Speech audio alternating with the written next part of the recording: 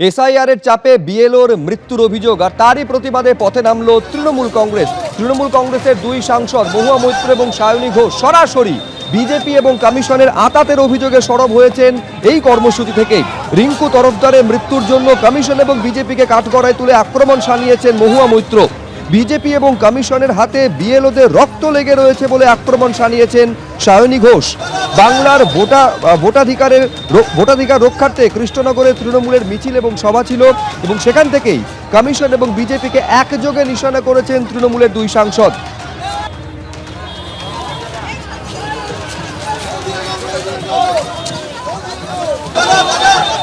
রিঙ্কু তরফদার নিজের সুইসাইড নোটে লিখেছেন এটা নির্বাচন কমিশনের জন্য আজকে এই পরিণতি, তাই এই দায়বদ্ধতাটা 100% জ্ঞানেশ কুমার, 100% বিজেপি দলের, 100% ইলেকশন কমিশনের। তো এটাও বলেছিল যে আমি এখন রেজিস্টার হয়ে গেছি বলে আর ছাড়তে পারছি না। ও নিজেকেও দোষ দিয়েছিল যে আমার এটা আগেই ছাড়া উচিত ছিল। বিজেপি একটি এমন পার্টি যাদের হাতে রক্ত লেগে আছে, কৃষকদের রক্ত লেগে আছে, শ্রমিকদের রক্ত লেগে আছে, ইনোসেন্ট ভারতীয়দের রক্ত লেগে আছে, আর এখন আমরা দেখছি যে বিএলওদের রক্তও লেগে আছে। ফলত আমরা ধিক্কার জানাই এই যে এরকম একটা ডিসঅর্গানাইজড প্যাটার্নে মানসিক প্রেশার দেওয়া মানুষদেরকে এসআইআর করার জন্য। এটা ইলেকশন কমিশন যখন দেশের ইলেকশন কমিশন না হয় একটা পলিটিক্যাল পার্টির ইলেকশন কমিশন হয়ে কাজ করে, তখন এইগুলো হওয়া স্বাভাবিক। সোমবার স্বরূপনগরের হাকিমপুর চেকপোস্ট ঘুরে দেখার পরে মঙ্গলবার মুর্শিদাবাদের লালগোলায় সীমান্ত এলাকা পরিদর্শন করলেন রাজ্যপাল সিভি আনন্দ বোস। বিএসএফ জওয়ানদের সঙ্গে বৈঠকের পাশাপাশি স্থানীয় বাসিন্দাদের সঙ্গেও কথা বলেন তিনি। এসআইআর আবহে স্বরূপনগরের সীমান্ত দিয়ে বাংলাদেশে ফিরছেন অনেকে, আর এই পরিস্থিতিতে সীমান্তের পরিস্থিতি সরেজমিনে দেখতে বেরিয়েছেন রাজ্যপাল সিভি আনন্দ বোস। সোমবার উত্তর 24 পরগনা স্বরূপনগরের হাকিমপুর চেকপোস্ট ঘুরে দেখার পর মঙ্গলবার মুর্শিদাবাদে পৌঁছলেন তিনি। মঙ্গলবার মুর্শিদাবাদের উদ্দেশ্যে রওনা হওয়ার সময় স্টেশনে জনসংযোগ সারেন রাজ্যপাল। শিশুদের চকলেট দেন। ট্রেনে জিয়াগঞ্জের এক স্কুল শিক্ষিকার সঙ্গে আলাপ হয় রাজ্যপালের। সিভি আনন্দ বোসকে স্কুলে আমন্ত্রণ জানান ওই শিক্ষিকা। মুর্শিদাবাদে পৌঁছে জিয়াগঞ্জের সুরেন্দ্র নারায়ণ গার্লস উচ্চ মাধ্যমিক বিদ্যালয়ে যান রাজ্যপাল।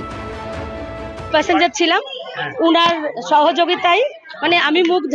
তো আমি ওনাকে খুব আন্তরিকভাবে অনুরোধ জানালাম যে আপনি যদি আসেন আমাদের স্কুলে তাহলে আমাদের খুব ভালো লাগবে। তারপরে উনি জিজ্ঞেস করলেন আমাদের কতজন স্টুডেন্ট, কেমন আমাদের কালচারাল বিষয়গুলো কেমন। উনি আসতে রাজি হলেন শুধুমাত্র বাচ্চাদের কথা ভেবে। উনি বললেন বাচ্চাদেরকে উনি খুব পছন্দ করেন। স্কুলের উন্নয়নে 2 লক্ষ টাকা আর্থিক সাহায্য করার কথা ঘোষণা করেন রাজ্যপাল। ভাবতেই পারি না কি রাজ্যপাল আমাদের জিয়াগঞ্জ ন্যাশনাল স্কুলে আসবেন। আমাদের সমস্ত ছাত্রী টিচারদের দেখতে পাচ্ছেন, তারা কত খুশি। ঘোষণা করলেন স্কুলকে 2 লাখ টাকা দিবেন। মঙ্গলবার বিকেল 5:30 নাগাদ লালগোলার ভারত বাংলাদেশ সীমান্তে 18 বিএসএফ ক্যাম্পে যান। I came here to interact with the brave hearts of BSF and also with the people around to understand their problems. So these are all issues which are to be tackled appropriately. The BSF is taking it with all the seriousness it deserves. Certainly the government of India will do whatever is required. As governor, I will also move the state government to do whatever they are expected to do in the matter. So these are issues of administration which through coordination should be sorted out. The BSF leadership is taking all steps required in the process, and as governor I will also facilitate matters so that issues are settled amicably in the appropriate time. I have been going from border to border. It all depends on now I think it is a little late, but I will certainly stay back, try to see more border areas to the extent possible. এদিকে রাজ্যপালের সীমান্ত পরিদর্শন নিয়ে শুরু হয়েছে রাজনৈতিক চাপানুতোর। রাজ্যপালকে বলবো জনগণের ট্যাক্সের টাকায় জনগণের অন্ন ধ্বংস না করে, ট্যাক্সের টাকা ধ্বংস না করে যদি বিজেপির অফিস বিয়ারের কাজ করতে হয় তাহলে মুরলীধর লেনের অফিস থেকে গিয়ে কাজগুলো করুন। আপনি যাচ্ছেন যাতায়াতের তেল খরচ, হেলিকপ্টার খরচ, গাড়ি খরচ, রেল খরচ সবটাই বাংলার মানুষের ট্যাক্সের টাকায়। যদি বিজেপির পার্টি করতে হয় তাহলে মুরলীধর লেন অথবা সল্টলেকে বিজেপির কার্যালয় থেকে এই কাজগুলো করবেন, তাতে দেশের এবং দশের উপকার হবে। তিনি সীমান্তবর্তী এলাকায় যে সমস্ত অনুপ্রবেশকারী যারা বাংলাদেশে ফেরত যেতে চাইছে তাদের সাথে কথা বলেছে। এখন মুর্শিদাবাদেও তিনি পরিস্থিতি দেখতে গিয়েছেন। আমি মনে করি রাজ্যপালের এই যে কর্ম, এটা আগামী দিন সকলের ক্ষেত্রে প্রেরণা হবে এবং সঠিক কাজ তিনি করছেন। বুধবার কলকাতায় ফিরবেন রাজ্যপাল। রাজীব চৌধুরী, রুমা পালের রিপোর্ট, এবিপি আনন্দ। বনগাঁ সভা থেকে এসআইআর এর বিরোধিতায় সরব হলেন মমতা বন্দ্যোপাধ্যায়। এদিনের সভা থেকে বারবার তৃণমূল নেত্রীর মুখে শোনা যায় বাংলাদেশের প্রসঙ্গ। চ্যালেঞ্জে ছুড়ে দেন মমতা বন্দ্যোপাধ্যায়, আর এ নিয়ে পাল্টা জবাব দিয়েছে বিজেপি। এসআইআর এর নামে এনআরসি করার চক্রান্ত, মানছি না, মানব না। কখনো এসআইআর এবং এনআরসিকে জুড়ে বিজেপির বিরুদ্ধে সুর চড়ালেন, কখনো আবার নির্বাচন কমিশনের বিরুদ্ধে অভিযোগ তুললেন। আবার এখন আর্টিফিশিয়াল ইন্টেলিজেন্স, ধরুন আমি মমতা ব্যানার্জি এবং আমার ভোটার লিস্টের সাথে কি করছে, আর একটা মমতা ব্যানার্জির নাম রেখে দিচ্ছে। ফলে অরিজিনাল মমতা ব্যানার্জি যখন ভোট দিতে যাবে তখন দেখবে disallow, she is not original, আর্টিফিশিয়ালটা অরিজিনাল হয়ে গেছে। মতুয়া অধ্যুষিত বনগাঁ সভা থেকে এভাবেই এসআইআর ইস্যুতে সরব হলেন মমতা বন্দ্যোপাধ্যায়। মুখ্যমন্ত্রী মিথ্যাচারে একদম পটু, তিনি মিথ্যার বিভ্রান্তিকর খবর ছড়াচ্ছেন। কোনো এআই এর দরকার হবে না, কিচ্ছু দরকার হবে না। এসআইআরটা হতে দিন, তৃণমূলের বিদায়ের শঙ্খ, বিদায়ের ঢাক এমনি বেজে যাবে। এ রাজ্যে এসআইআর শুরুর অনেক আগে থেকেই তার বিরোধিতায় সরব হয়েছেন মমতা বন্দ্যোপাধ্যায়। बिहार में 40 लाखों का ज्यादा आदमी को नाम निकाल दिया और बंगाल में भी करने वाला है। अगर करेगा तो घेराव कर्मसूची करेंगे, पूरा घेराव होगा, पूरा आंदोलन होगा। हम नाम काटने नहीं देंगे, हम नाम डालने नहीं देंगे डिटेंशन कैंप में। মঙ্গলবার বনগাঁ সভা থেকেও এসআইআর নিয়ে আক্রমণাত্মক অবস্থান নেন তৃণমূল নেত্রী।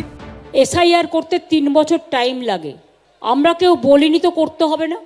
আমরা কি বলেছি, তুমি একটাও জেনুইন ভোটারের নাম বাদ দিতে পারবে না যারা ভোট দিয়েছে। আপনি এসআইআর করুন 3 বছর টাইম নিয়ে, ঘটি বাটি বিক্রি করে সাহায্য করে দেবো।